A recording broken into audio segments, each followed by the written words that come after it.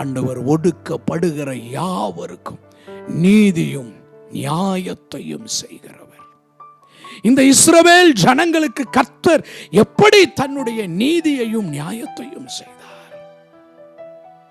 அவர்களுக்கு முன்பாய் பெரிய அழிவு காத்து கொண்டிருந்தது. அவர்களுடைய வம்சத்தில் பிறக்கிற எல்லா ஆண் பிள்ளைகளும் கொன்று குவிக்கப்பட்டு கொண்டிருக்கிறார்கள். யாத்திராகமம் 2வது அதிகாரத்தில் வாசிக்கிறோம், அவர்கள் தேவனை நோக்கி முறையிட்டார்கள்.